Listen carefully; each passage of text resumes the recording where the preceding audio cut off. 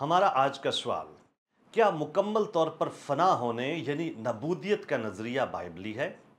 इस वीडियो के अंदर मैं बाइबली तालीमात की रोशनी में इस सवाल का जवाब दूंगा और इसके बाद कुछ मददगार तलीमी वसाइल को जानने में आपकी मदद करूंगा। लिहाजा इस वीडियो को आखिर तक देखिए। नबूदियत या मौत के बाद मुकम्मल तौर पर फना पजीरी का नजरिया एक ऐसा तस्वुर है जिसके मुताबिक गैर ईमानदार हमेशा के लिए जहन्नम के अंदर अजाब में मुब्तला नहीं रहेंगे, बल्कि इसके बजाय वो मौत के फौरन बाद मुकम्मल तौर पर फना हो जाएंगे। यानी उनका जिस्म और रूह मुकम्मल तौर पर ख़त्म हो जाएंगे और ना किसी की अदालत होगी, ना ही फरदोस या जहन्नम होगी, क्योंकि लोगों के लिए अब तक जहन्नम में रहने का तस्वुर नहायत खौफनाक है। इसलिए नाबूदियत का नजरिया बहुत से लोगों के लिए कशिश का बायस है।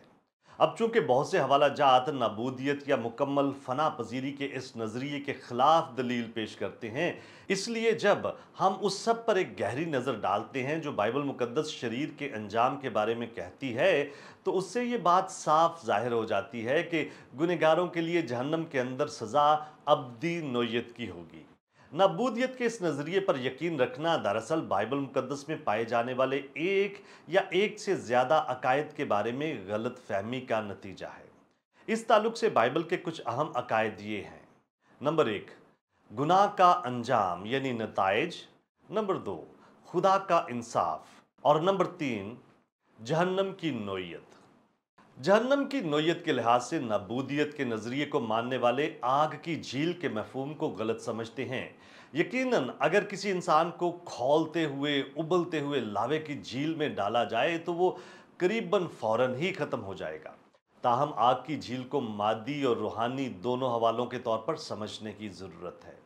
ये महज इंसानों का बदन ही नहीं जिसे आग की झील में डाला जाएगा, बल्कि इंसानी बदन के साथ साथ उसकी जान और रूह को भी उसमें डाला जाएगा।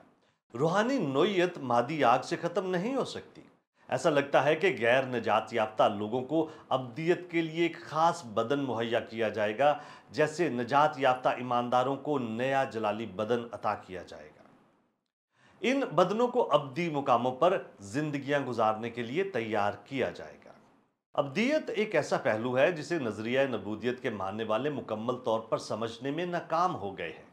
नजरिया नबूदियत को मानने वाले इस बारे में दुरुस्त हैं कि यूनानी लफ्ज आयोनीन, जिसका तर्जमा अमूमन अबदी किया जाता है, तारीफ के लिहाज से अब्दी मफहूम नहीं रखता।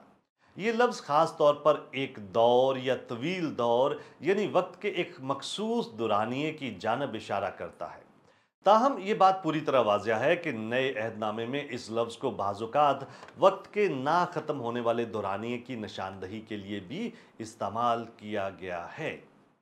मुकाशफा 20 बाब उसकी 10 आयत शैतान, हैवान और झूठे नबी के आग की झील में डाले जाने और उनके रात दिन अब्दुलआबाद अजाब में मुब्तला रहने के बारे में बयान करती है। यहाँ पर यह बात पूरी तरह से जाहिर है कि ये तीनों आग की झील में डाले जाने की वजह से मुकम्मल तौर पर फना नहीं हुए। अगर इब्लीस जो अपने गुनाह की वजह से जहन्नम में डाला जाएगा और उसका अंजाम अब्दी सज़ा है, तो फिर गैर निजात याफ्ता लोगों का अंजाम किसी हद तक मुख्तलिफ क्यों होगा? जहन्नम की हमेशगी के बारे में सबसे ज़्यादा कायल करने वाला हवाला मत्ती 25 बाब उसकी 46 आयत है। और ये हमेशा की सज़ा पाएंगे, मगर रास्तबाज हमेशा की ज़िंदगी। इस आयत में शरीरों और रास्तबाजों की हतमी मंजिल की निशानदही के लिए बिल्कुल एक ही यूनानी लफ्ज़ इस्तेमाल किया गया है। अगर शरीर सिर्फ एक ख़ास दुरानिये के लिए अजाब में मुब्तला किए जाएंगे, तो फिर रास्तबाज भी एक मखसूस दुरानिये के लिए फरदोस के अंदर खुदा की हजूरी में रहकर लुत्फ़अंदोज़ हो पाएंगे। और अगर रास्तबाज हमेशा के लिए फरदोस में रहेंगे, तो फिर गैर ईमानदार भी हमेशा के लिए जहन्नम में रहेंगे।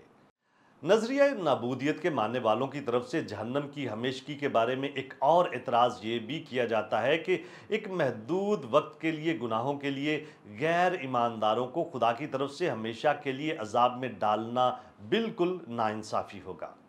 ये खुदा के लिए इंसाफ की बात कैसे हो सकती है कि एक शख्स जिसने सिर्फ 70 साल गुनाह आलूद ज़िंदगी गुजारी हो, खुदा उसे हमेशा के लिए अजाब में मुब्तला कर दे? इसका जवाब ये है कि चूंकि हम अबदी खुदा के खिलाफ गुनाह करते हैं, लिहाजा हमारे गुनाह के नताइज भी अबदी ही होंगे। जब दाऊद बादशाह ने बदकारी और कत्ल का गुनाह किया तो उसने कहा, मैंने फक्त तेरा ही गुनाह किया है और वो काम किया है जो तेरी नजर में बुरा है।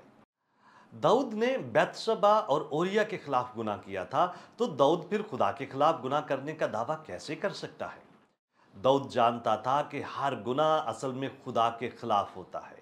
खुदा अज़लियो अब्दी ज़ात है, लिहाजा उसके खिलाफ किए गए हर गुनाह की सज़ा भी अब्दी होगी। असल मामला ये नहीं कि हम कितने वक्त के लिए गुनाह करते हैं, बल्कि असल मामला खुदा की शख्सियत है जिसके खिलाफ हम गुनाह करते हैं।